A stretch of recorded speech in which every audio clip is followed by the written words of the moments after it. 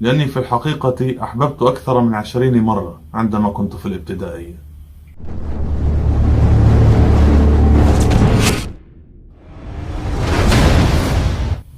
يا مرحبا بكم من جديد يا أصدقائي الغاليين. في إحدى فيديوهاتي السابقة قلت لكم أنني أحببت أكثر من 20 مرة في الابتدائية. العديد منكم ضحك على جملتي ظنا مني أني كنت أمزح، مع أنها حقيقة. ولكي أثبت لكم صحة كلامي سأذكر لكم أسماء من أتذكر من الفتيات التي أحببتهن في الابتدائية، وسأذكر لكم قصتي مع كل واحدة منهن. سأذكر وأذكر إلى أن نصل إلى الفتاة التي كتبت لأجلها ثاني قصيدة في حياتي. تعالوا لنعيش رومانسية الجو. في الصف الأول أحببت فتاة اسمها نور. كان ذلك في بصرة الشام في مدرسة عبد الكريم النجم. كان ذلك في عام 2003. أحببتها حبا كبيرا. دائما كنت أفكر بها. كنت دائما أهديها رزمة من المناديل، المحارم، الكيلانكس. لا أعلم أين الرومانسية عندما تهدي لحبيبتك منديلا، ولكني كنت أفعل ذلك، وهي أيضا كانت تبتسم. كان شعرها قصير وأسود، وكانت عيناها سوداوتان، وكانت هي سمراء. كنت أخاف أن أحصل على علامة متدنية في المذاكرات، ليس خوفا من أحد بقدر ما هو خجل منها كيف ستنظر لي. طبعا طوال فترة حبي لها لم نتحدث معا، لم نكن نجلس مع بعضنا البعض في الباحة. هذا لأني كنت خجولا جدا. انتهى لقاؤنا عندما قام أحد تلاميذ المدرسة برمي حجر بشكل عشوائي، فأصابها برأسها وطرحها أرضا.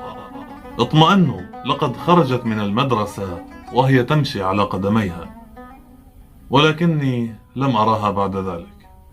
الولد الذي أصابها اسمه مهند. كرهته كرها شديدا، وأردت أن أتشاجر معه، ولكن لم نتشاجر. في الصف الثاني انتقلت إلى مكان جديد. كانت تلك مدينة درعا. كنا أنا وإخوتي سعداء جدا برؤية إشارات المرور لأول مرة في حياتنا.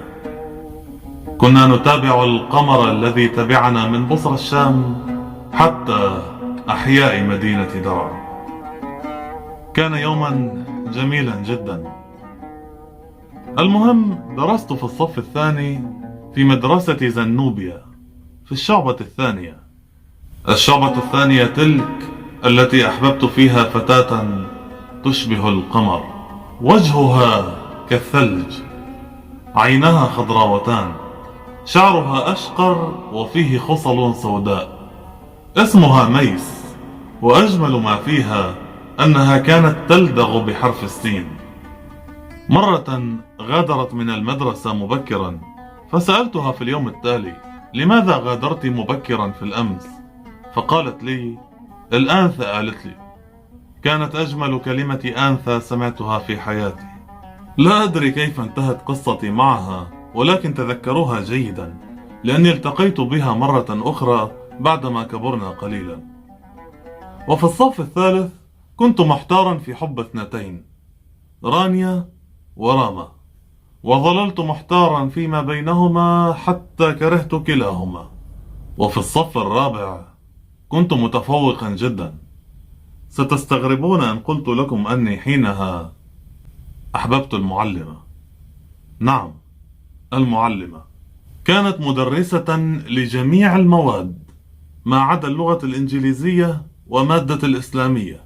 لا أتذكر اسمها، ولكني أتذكر أني أحضرت لها هدية في عيد المعلم، كانت عبارة عن خشبة مكتوب عليها عبارات حب، وهي أيضا كانت تحبني، ولكن كابنها.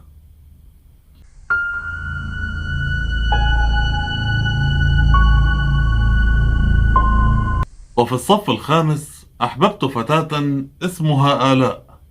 كانت ذكية جدا وكانت عريفة الصف، ولكني لاحقا شعرت أنها تحب تلميذا آخر، فانكسر قلبي وتركتها.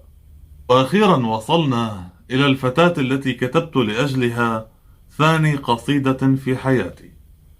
كان ذلك في الصف السادس، وكان اسمها بتول.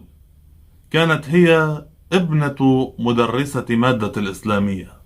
عشقتها عشقا جنونيا دام لمدة 3 سنوات.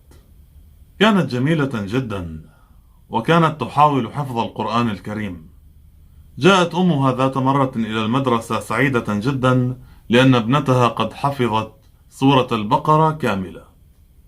كان قلبي يخفق بشدة عندما أراها، لدرجة أني شعرت أني قبلها لم أعرف الحب.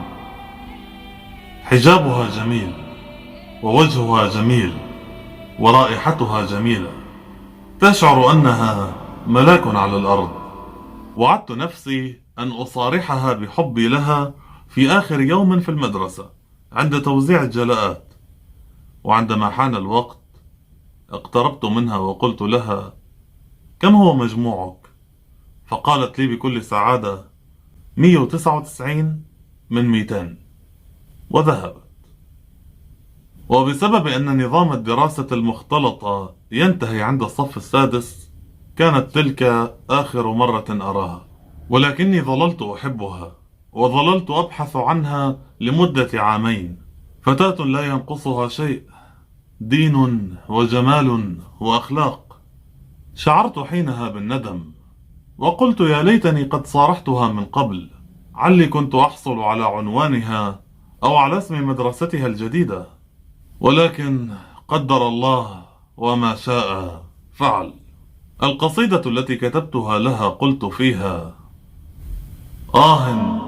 من يسمع آهاتي لنساء تهديني هموما، لامرأة تعطيني أملا بالسكن فوق الأجفان. إني أحببتك يا امرأة زادت من ألمي وأحزاني. إني أعشقك يا امرأة زاحت عن قلبي اطمئناني.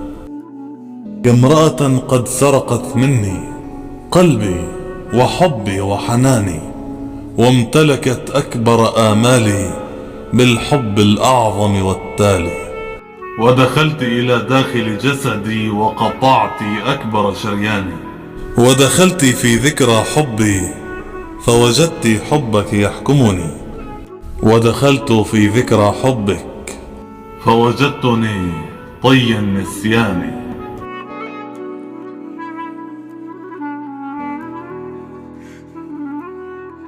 هذه القصيدة كتبتها عندما كنت في الصف السادس الابتدائي. وفي ظهور القادم سأحدثكم عن لقائي بميس بعدما كبرنا. ميس تلك الفتاة التي أحببتها عندما كنا بالصف الثاني. وإلى هنا كان هذا كل شيء. إلى اللقاء. الحب لا بينشرى ولا بينطلب، والوصل بعد العتب مجاملة.